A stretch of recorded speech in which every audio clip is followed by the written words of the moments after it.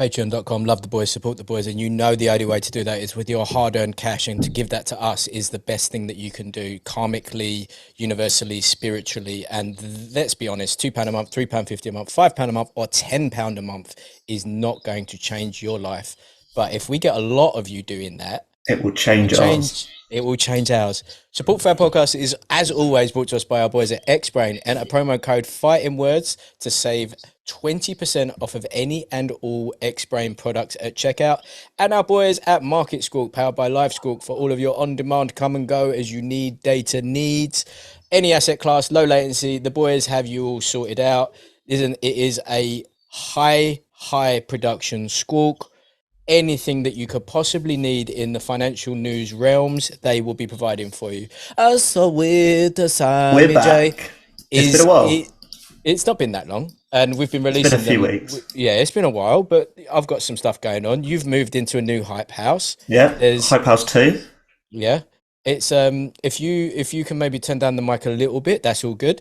Because I think it's just the echo, because we're trying to find the new acoustics in your new area. It's a lot bigger. The background needs work though. I've got a Romford ball. Yeah. We got some stuff coming. I know what you're saying. Yeah. I've just come off of a way longer call than I thought about co-hosting another podcast. I'm not leaving you though. It's only going to be promo for Fighting Words, isn't it? Let's be honest. Yeah. Side quest, isn't it? Ovs. My dress code is tech chic, and I remain that way. This t-shirt looks like a t-shirt, but it's actually wool. That's London. It's from the Eddie Hearn collection. This is wool. That's an Eddie Hearn special. Big, and I'm wearing navy chinos right now. Huge. It's truly Smart huge. Cash. Smart casual. Every day. Tech chic every day. Every day tech chic. You can't wait till Fighting Words get big enough so we can do a clothing line. The Rob Rondell clothing line. I'm not doing that again, dude. I had a t-shirt line when I was little. Let's discuss, because I haven't eaten yet. I'm very hungry. I'm not that hungry actually, because I can control it. But it would be good if we can get this dusted for everyone and anyone inside, let's say, 25 to 30 minutes on a light 30-minute banger. Look at the commitment to the pod. He's already putting time constraints on it. I'm not putting time constraints on it. If the conversation flows, the conversation flows. Jay, should we start? Wait. Flip it on you. How sick is it that Idris got a fight? So sick. Like, you got main event. And he's the A side, and it's Chalmers' hometown. Huge. So good. Huge. We could have gone to that and probably stayed with our favourite Big Geordie, but I am not in a position to go to Newcastle. Shout out to the Newcastle mans. I would love to have done, and we would have chilled with Mark, with Aaron. Idris would have been buzzing to see us. It's just not. It's not on the cards for us at the moment. Not at all. Not at all. I mean, that's the furthest train journey I can do. You do trains to Newcastle? Oh no, I'd probably get a flight actually. That's what I'm saying, right? Yeah. I don't even know how you get there. You get there by boat, don't you? Anyway, let's begin. Let's begin. Look, I'm pointing to the notes that you make, which are excellent notes. Yeah. Shout out. Eubank Smith, discuss. Complete opposite of the first fight. Liam didn't seem 100%. Liam fell off, and I don't know why. Because he had no feet. Yeah. His ankles did snap. That video is horrid. I'm going to be honest. So I thought that I saw his ankle go on the big right that he threw, right? And I thought, oh, that was weird, but he fell short on it. It was all good. It was Saturday night. I was alone-ish. The children were asleep in the other room, but I was alone, as always. Daddy's lonely. Anyway, I had one drink and 2 sweeties. That's all. And then I saw that and I was like, oh, that was weird. And then a little bit later, I started to see him giving it the wobble. And I was like, what the F was that, bruv? The commentators did say at the start of it, first round or second round. No. Andy Clark pulled it retrospectively. So Okay. Andy Clark pulled it, and to be fair, Andy's a bit of a G. Andy did mention that he fell and he looked like he's hurt his ankle on the right hand, and No, then he had I the was going weird to one say that I put on the um, stories. they said it was the first round or second round. They said about the ring being someone went in the ring and said Squishy. it felt squishier than usual. And Yeah, then but it's after, squishy because for both of them. I watched that one, then I watched the Fraser Clark Allen one, and at the end, I think it was the last round, Fraser turned his ankle as he was walking out the corner. Mm-hmm. So there's, I mean, like that is one of the most pro moves. So someone who has power and clout within boxer, within the card, within stuff like that, would have elected for how thick that ring canvas was. It didn't look wild. It didn't look like Klitschko or like Miguel Cotto was notorious for having like 5 inches of ring canvas. What were the injuries that Liam Smith had before going into this? Because his He fight hurt, got he hurt, he postponed hurt, he twice. hurt his back. Oh, it was his back. Okay. Yeah. So I I mean, was thinking, yeah. if it was an ankle injury, then they go into it a bit naughty with the ring. I mean, I think it's it's what just it is, bad right? luck. So look, let's be very, very frank here. Liam looked terrible. Chris Yeah. looked the best that he's looked. That was a recipe for anything. Chris's patience was the key to that fight. He was not there to risk anything. He was Eubanks finally that we thought he could be Yeah. against someone who had knocked him out and someone who was world class, although a smaller way. And I still think Liam Smith is a great performance. Great performance Oh, by both of them, right? Let's put this in the bin for a moment, though, because how did Bomac get a gat here? Brup, brup. no, it was 2 gats, wasn't it? He has to have PJ'd into the UK. He must have private jetted into the UK because they don't give a F when you're on the Pige, right? When you're on the Dreamliner, no one cares, right? Commercial, he must have tried to go back like first class or something, BA. And Yeah. how did it get this far? You know, you get 5 years in the UK for a taser. It's considered a firearm, dude, let alone an actual firearm that you're going to get 5 years for just in possession. Doesn't even have to have bullets in it. What are we doing? It was such a weird story to come out of that fight, isn't it? Oh, it was out of control. Out of control. The fact that it came going out of the UK, not into the UK as well. It's nuts. All kinds of nuts. This is what I'm saying. That's a very, very strange circumstance to have occurred. I personally love nothing more because like Bomac's a G, but he is a big fat dude with tiny little arms, right? Yes. He is a big fat dude with tiny little arms, and I like to think of him like packing the bag. Like I need my baseball cap, I need my Everlast t-shirts, I need one bucky. Boom, there we go. Yeah, I probably should take 2 guns, right? Imagine him dual wielding them.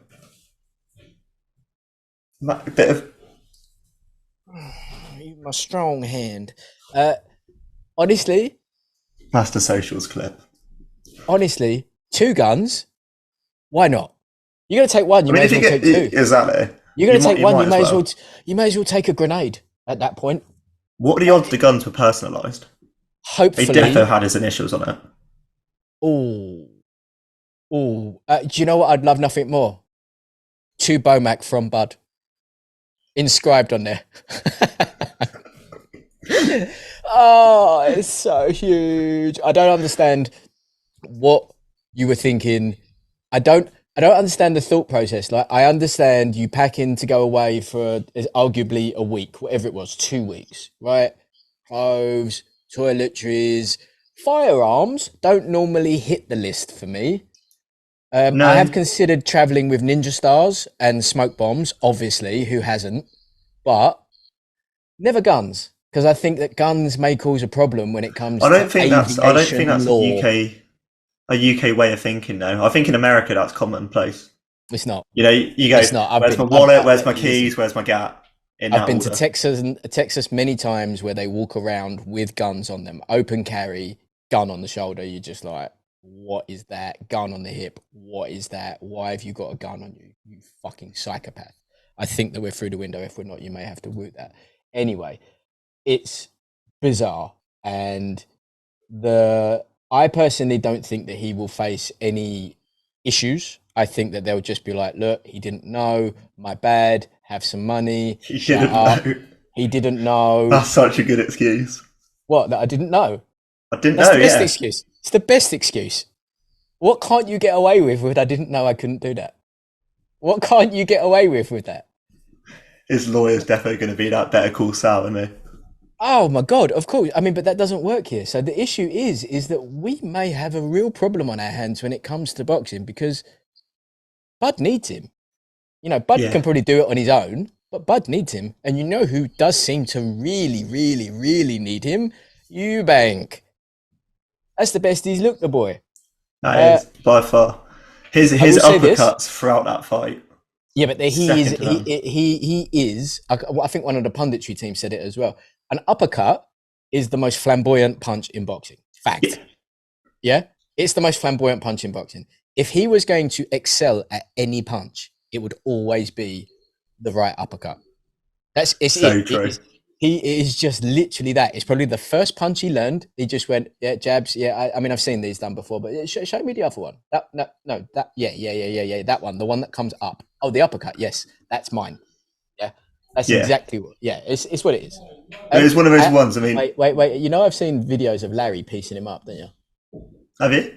Yeah. You might need to share with the class. No, we won't do that. That's very uncouth. Very, very uncouth. Eubank, going forward, okay, no one wants to see the trilogy, granted. I kind of do, you know. I mean, I don't think it's a very hard sell. I think so, but then at the same time, both of the wins have come from the other one having arguably quite a crap night. So I'd quite like to see a third fight where it's kind of like who, because both of them have had world-class performances in their own wins. I'd quite like to see who can actually do two of them, because I think both of them, it's not like there's been an even contest. It's been both. Let's say this. It makes the most sense to have a trilogy for them, right? It does not do commercial sense when Eddie is already on the phone to Ben Shalom. How huge was the video of Ben Shalom and Callie Sunderland talking about gear? It was amazing. It was amazing. Absolutely amazing. Yeah, that's getting an award at the end of the year. Amazing. It was the best. It was 100%. How snowy did Callie get after that weekend? Because he had the Westman card, didn't he? He's got frostbite. That boy has got frostbite right now. That's how much he did, right? He did all of it. Let's flip very quickly. Lyndon Arthur, congratulations on winning an IBO. I loved that fight. It was a great fight. He ate absolute and utter und kaka and got leveled by that dude. That dude had only been out the third round a couple of times. He was a big puncher. Lyndon, come back, showed his worth, and is now a world titleist, right? Asterisk IBO's IBO, still a world title. And I personally want to see the winner of Aziz and Boatsi fight for that IBO because, hey, no one's beating Beterbiev, no one's beating Bivol. Let's be very real. Dan, I love you to death. At the moment, hey, I'm never going to underestimate you. I'll always be in your corner. That's Beterbiev. That's Bivol. That is. We just need that fight to happen between them now to unlock the British guys going up. That's all we need. That's it. Because I don't want to see it, you know? But shout out Lyndon. Shout out Callie Sunderland. I keep calling him Callie Wasserman because it sounds better. Does it not sound better? Callie Wasserman, that does. Callie Wasserman sounds so much better than Callie Sunderland. That's a wrestling name now. How's your wrestling going? You chiefed someone up yesterday, did you? Oh, I did. Now it's going really well. You can't talk about it on the pod. No, I can't talk about it on the pod. You can't, exactly. Heffron and Cullen, I was very surprised about. I kind of thought Heffron was going to bang him out. That was one of those shots because, like, when he got, didn't he? He got up and then fell back down. And initially, I didn't really see the punch that caused it, and then you see it in slow motion. How cleanly I saw the punch, but it's like he got up too quickly, and then it just folded him again. Yeah. Congratulations to Cullen. Shout out. I do want to talk to you about Fraser and White Rhino because that was weird. It was all kinds of weird. Like, all kinds of weird. How it ended, the last two rounds of it, Ben Shalom was kind of like a bit like this. Like, you know what the weird thing is? Is that like because Dave, Dave was closing in on him, landing a jab, and then coming with this like looping thunder shot, but he Which is wasn't how he's putting won a lot anything. of fights. Yeah, but he wasn't putting anything on it because he was sizing it up. Yeah. And he landed it a few times on Frazier. Frazier was getting very frustrated with being roughed up. Frazier was getting very frustrated with like the old man tricks that Dave was doing, pulling his head down, controlling his neck, all of that stuff. He was getting frustrated on that one. The low blows, you know what? They clearly were not intentional low blows. That's it. It just No, wasn't. but then they still were. They still were. And obviously, there's a bit of a microscope on them at the moment, isn't there? After Usyk Dubois. Yeah, I mean, like 2 points taken off was a bit unfair, if I'm honest. It's what it is. It was Frazier moves on. Dave is going to do what Dave does because that's what Dave does anyway. Do we know what all the talking about was at the end? Oh, afterwards, no idea.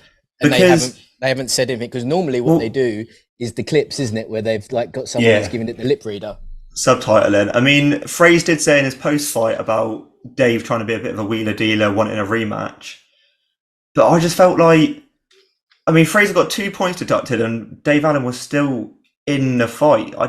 It was just all kinds of weird that he didn't kind of push through it and try and get the win. Yeah, I think unless he thought, well, I'm not going to get the stoppage, and if it goes to points, I'm not going to win, or it will just be a draw. Unless he just kind of thought, well, this is just the easier way, and then I get a rematch. Yeah, maybe. And we can talk about Michaela Mayer if you want. It was fine. It was a good performance. It was fine. I prefer her blonde. Let's say that. That's honestly. Her versus Tasha's cool though. Huh?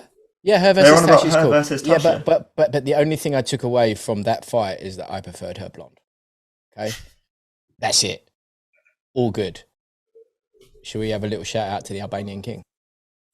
We should. I was a tiny bit. I was really looking forward to that fight all week, and I was a bit annoyed. It's always going to end that way. If you give Florian that energy, Florian is that guy. He will give it back to you. He'll fight you on the street. He'll fight you in a car. He'll fight you in the ring. He'll fight you in the cage. Florian is that guy, and he doesn't care. Florian's like a Diaz brother. Yeah. Oh, he could well be. Mm-hmm. The thing with Florian is like his boxing record doesn't like show at all his fighting record, because how many fights he's had, both sanctioned and unsanctioned, is probably like astronomical, the numbers of it. But it was just so annoying because it was just like the build-up was really good for it. You know, Moran was up for it. He had the Irish agginess. You know, Marco had the Albanian agginess. I generally thought, like, because they both sell a decent amount of tickets, I thought the crowd would be really up for it. And although it was class to see Florian win in one round, I kind of thought that was going to be like a kind of like a British title level scrap. You know what I mean? Yeah, but I also quite like the 54-second bang out, honestly. Yeah, exactly. I like that because you know immediately he gets onto the mic, he says that I'm ready to fight now. I'll go and fight someone else now, and you're like, you probably will. And give me another fight in 2 weeks, Ben Shalom. Talking about British scraps quickly, the co-main for the Lyndon Arthur fight, that Samuel Antwi? No, it was the other way around, wasn't it? No, it was Samuel Antwi versus Mason Cartwright. But that was the co-main. That was the co-main, I'm pretty sure. I saw good things. Everyone has said fight of the year contender, and the knockout in the 12th round was so filth. Really? So filth. Well, let's do you a test then. What happened? Shit. Well, he caught him with a left hook and a face punch. Did he punch him in the face? He punched him in the face. He punched him in the face, and he fell down, and he could not get up. Down, and doctors went like generally it was. I think it might have been final minute as well. It was like right at the end of the fight. He caught him so clean. Are we talking Leewood Conlon level drama? Yeah, because the doctors then stepped in straight up. Like obviously it wasn't out of the ring, but like it was same level of damage. And that Mason Cartwright's not a bad fighter either. I've worked on a few of his cards now. Flex. Big flex. Hold on. circling back, because that's what we should do now, because you need to do this for clips. Eubank Jr. called out Triple G for all of his belts. Now, Triple G hasn't got any belts, and he's every bit of 42 in April. So he's closer to 42 than he is to 40. And I don't even think he has the IBO anymore. I think he's relinquished all belts. He's every single bit retired. So let's not say Triple G anymore. Chris, all good. Hey, it's not going to happen. Is the Conor Benn fight? Let's not speak about Kel. I don't want to see Kel and Eubank Jr. I don't want to see Conor and Eubank. Right? I don't want to see either of those. How about we go for the IBF or the WBA belts, which are in shambles at the minute, and you got like mandatories and eliminators going on to fight for those. You could probably nick both of those belts, actually, to be honest. Yeah. I mean, you are running the risk of having to fight Lara for the WBA, but the IBF, you got like that Aussie boy, Zafira, whatever, who Kell Brook beat. Like, bothered. You can do that. You're not going anywhere near the Charlo, because Charlo ain't fought for 800 days. Literally 800 days. That dude has not defended his belt. Yeah, they ain't fighting. They need to strip it. Jenna Beck, I think, is fighting in October. And Beck and Junior is not a good fight. That doesn't work for Junior at all. Beck. Yeah. All you're gonna do is torch potentially a lot of money for Cali, because Den's did and would do so much better on a rematch than. Yeah. I want to see Denz and Junior. That's what Denz and Junior would be great, but I just think Eubank's like a name fighter over a belt fighter. Yeah, he is. I feel like they're gonna just try and get him up with someone with equal like name value, and obviously Eddie's going on about the Ben fight again, saying that he could easily sell out Wembley with it. Probably. And obviously, Wasserman and DAZN have a good partnership now as well. So, like, that they're easy fights to make. It's just one of those ones now. I mean, everyone was saying it was a dangerous fight going into it the first time round. Then, obviously, everything happened with Conor Benn. Then, obviously, Conor Benn's now back. Eubank Jr. obviously took the loss. Now he's got his win back. So it's set up for it. But, like, I don't know, because like the risk to reward with it, like everyone was saying how much of a dangerous fight it was before because of how their weight difference. Mm-hmm. That weight difference gone now. That weight difference is gone, because you're not. The Eubank camp will not agree to a catch weight, and nor should they, especially after what happened last time. Yeah, and we can chalk it up and say those were the effects, and that's why you got banged out by Liam, whatever. They'll do it at 160. I wouldn't even be that surprised if Junior said, no, we'll do it at 162. I don't know. I think that all kind of rests on what weight they do it on and now, because I just feel like the risk to reward, if something did happen at the end of, 2 years in the making of off on, like that could be catastrophic for British boxing. 160 only. I think that the most viable, likely candidate, like you said, is a name. And that name will be Kell Brook if they can't make the Conor Benn fight, because Ben Shalom will be offering out Kell. I mean, that would be a very weird build-up. Who do you think Cali prefers working with? Because Cali's got good partnerships now with Sky and DAZN. Who does Cali prefer working with? Prefers working with someone that he calls Coach Kane, which is his mentor, which is the visions that he has when he does all of the bugs. Next question. Do you think he sees red Kane? No. Just think he just sees white all the time. All the time. Just loves it. What a G. Patreon.com fighting words. Love you all. Bye.